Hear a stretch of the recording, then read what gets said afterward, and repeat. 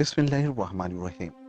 अस्सलामु अलैकुम। खुशामदीद कहता हूँ आपका अपने चैनल। मगर आगे बढ़ने से पहले अगर आपने हमारे चैनल को सब्सक्राइब नहीं किया तो हमारे चैनल को सब्सक्राइब करके आप भी हमारा हिस्सा बन जाए। चलते हैं आज की कहानी की तरफ। बहादुर शहजादी मुसरत का वसी व अरीद महल में पड़े पड़े जी घबराया तो उसने सोचा कि क्यों ना थोड़ी देर शिकार खेला जाए। इससे वक्त भी कट जाएगा और बदन में चुस्ती भी आ जाएगी।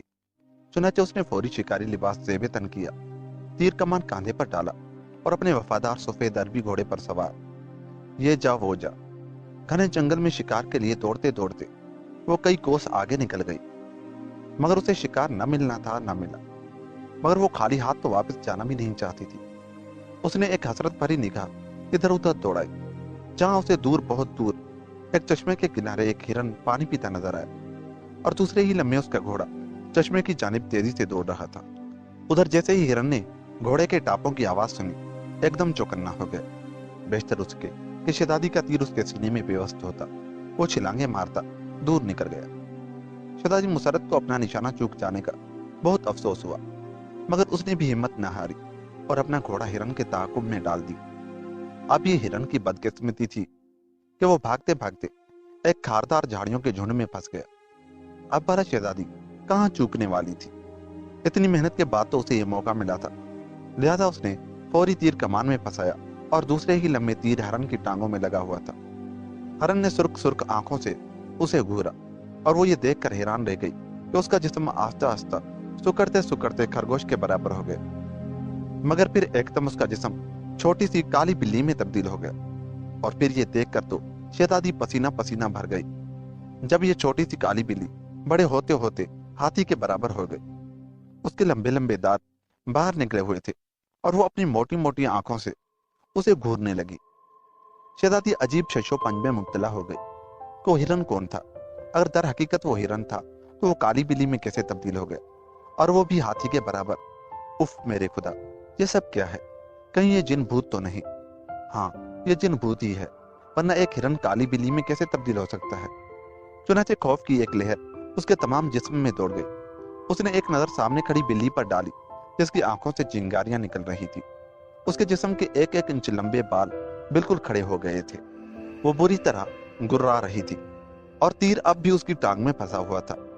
मुसरत की छठी हंस ने उसे खतरे का एहसास दिलाया। वो खौफ और दहशत के मिले जुले जज्बात के साथ उस पर हमला करने के लिए तैयार हो गई और फिर जैसे ही खौफनाक तरीन बला ने उस पर हमला करने के लिए छलांग लगाई, शहजादी का तीर उसकी कमान से निकलकर उस अजीब व गरीब बला के सीने में पेवस्त हो गए।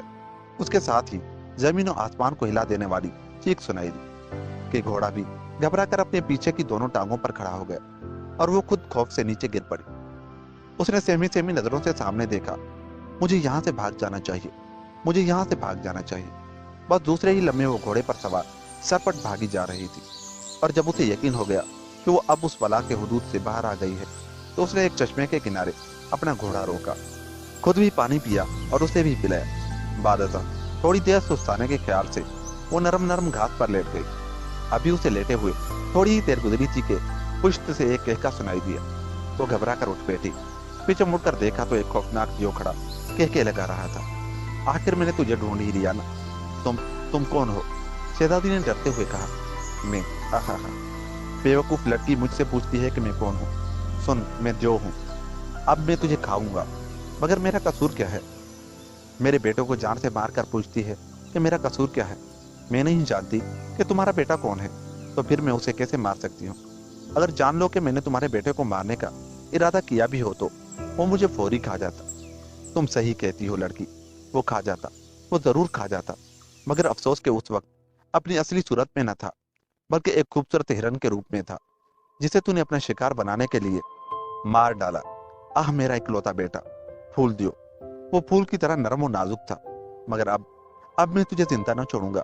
मैं तुझे खा जाऊंगा, मैं तुझे खा जाऊंगा। काला जो आहिस्ता आहिस्ता शहजादी की जानिब बढ़ा। उसकी आंखें गुस्से से सुर्ख हो रही थी।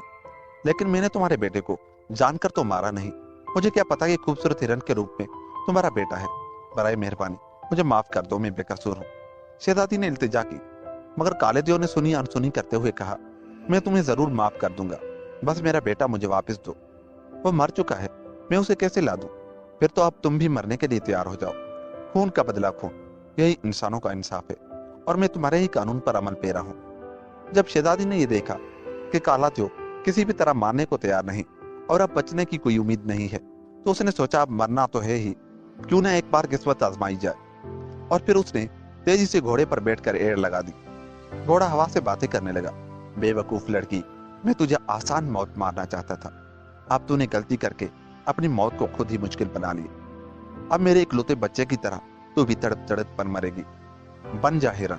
जो का इतना कहते ही शहजादी घोड़े से नीचे गिरी और गिरते ही एक खूबसूरत हिरन में तब्दील हो गई। जो ने एक बार फिर खौफनाक केका लगाया और शहजादी इस डर से कि कहीं मुझे पकड़ कर न खा जाए, छलांगे लगाती हुई जो की नजरों से गायब हो गए।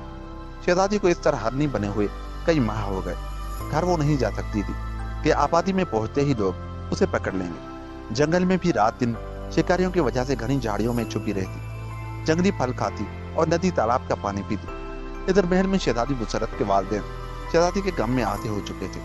शाही फौज और रियाया ने मुल्क का कोना कोना छान मारा, मगर वो ना मिलनी थी ना मिली।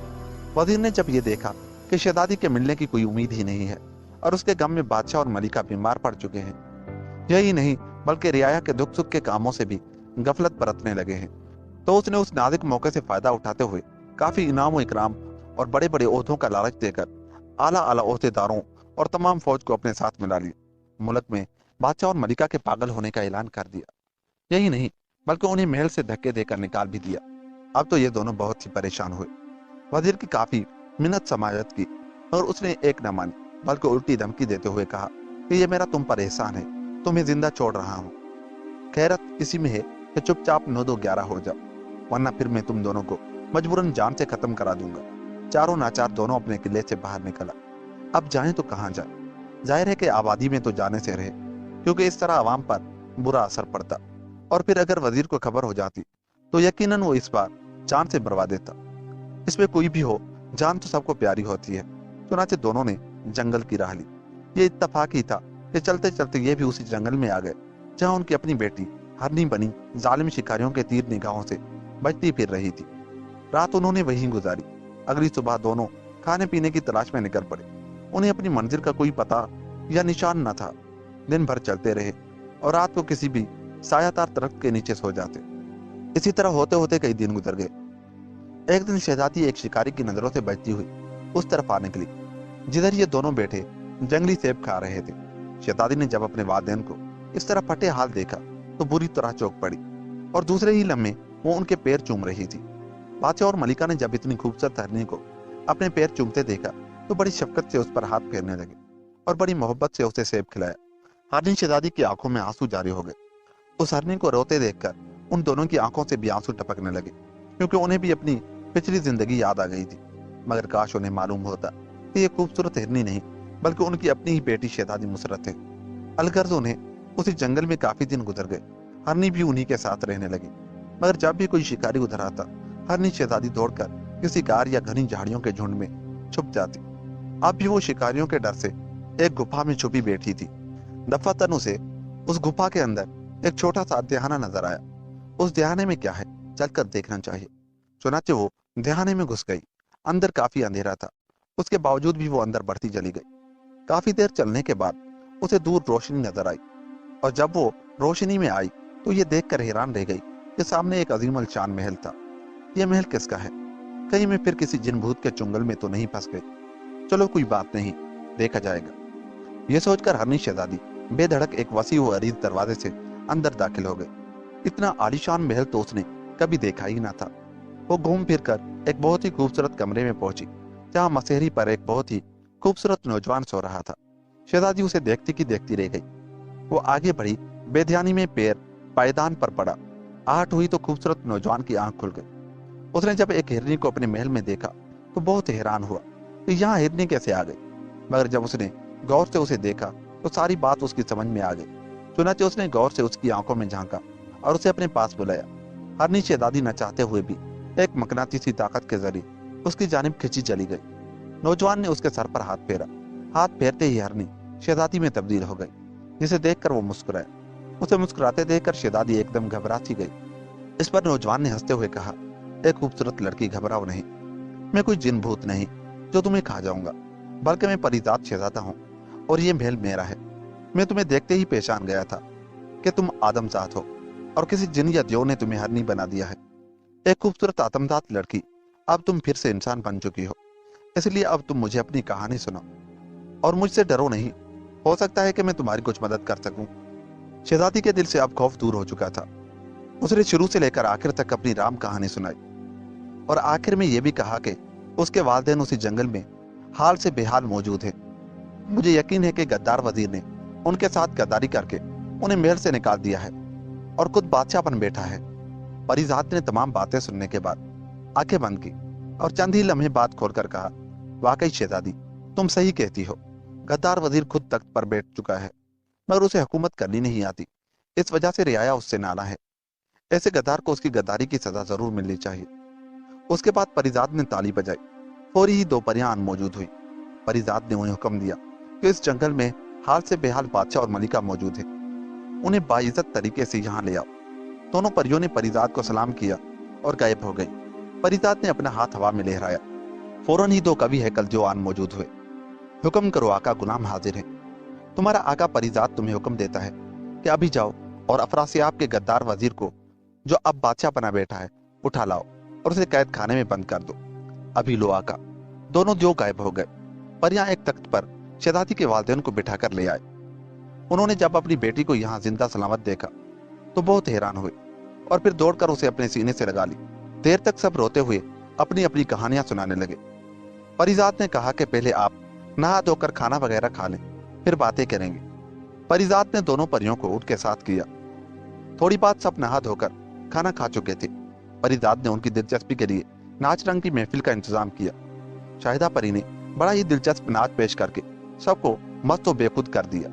रागो रंग की महफिल सुबह तक जारी रही। सुबह परिजात ने सबको नाश्ता कराने के बाद बादशाह से कहा कि मोअज़्ज़िज़ शाह, आपका गद्दार वजीर इस वक्त मेरी कैद में है, बताइए उसे क्या सजा दूं। मगर ठहरिए, मैं उसे आपके सामने मंगाता हूँ। चुनाचे परिजात ने ताली बजाई, जिसके साथ ही एक हल्की गड़गड़ाहट के साथ 2 खौफनाक जो हाजिर खिदमत हो गए। उनके सर ताजीम से झुके हुए थे। जाओ और उस गद्दार वजीर को यहाँ ले आओ। पलक छपकते ही जो वजीर को घसीटते हुए ले आए। वजीर ने जब अपने बादशाह को सामने देखा तो दौड़कर उनके पैरों में गिर पड़ा और गिड़गिड़ाने लगा, रहम रहम जहां पना रहम, मुझे माफ कर दो और उन जालिमों से मुझे बचाओ, वरना ये जिन भूत मुझे कच्चा खा जाएंगे। मुझ पर रहम करो मेरे आका, मैं तुम्हारा नमक ख्वार हूँ। नमक हराम, मैं तुझे कभी माफ नहीं करूंगा। मुझे महल से निकालते हुए तूने नहीं सोचा, अब तू अपने अंजाम को पहुंचेगा। वजीर ज़ारो कतार रोने लगा। मलिका को उसकी हालत पर रहम आ गया। उसने बादशाह से उसकी खता माफ करने की गुजारिश की, मगर परिजात फौरन बीच में बोल पड़ा, आप इस बारे में मत बोलिए, ये गद्दार रहम के काबिल नहीं, इसको सदा मैं खुद दूंगा। इतना कहकर उसने दियो को इशारा दिया। वो एक खौफनाक कहका लगाता हुआ आगे बढ़ा और उसकी दोनों टांगें पकड़कर उसे ऊपर उछाल दिया। वजीर के सामने से एक चीख निकली। फिर जैसे ही वो नीचे आया, देव ने उसकी दोनों टांगें चीरकर उसे अपने भार से खुले हुए मुंह में रख लिया। उसके बाद परिजात ने बादशाह और मलिका को शहजादी के साथ एक जादुई तख्त पर बिठाकर उनके मुल्क अफरासियाब पहुंचा दिया। वहां जाकर सब हंसी खुशी रहने लगे। यूं ये कहानी खत्म हुई। दोस्तों, अगर आपको हमारी ये कहानी अच्छी लगी तो हमारे चैनल को सब्सक्राइब करके आप ही हमारा हिस्सा बन जाए। मिलते हैं किसी ऐसी ही कहानी के साथ। तब तक के लिए अल्लाह ने के बाद।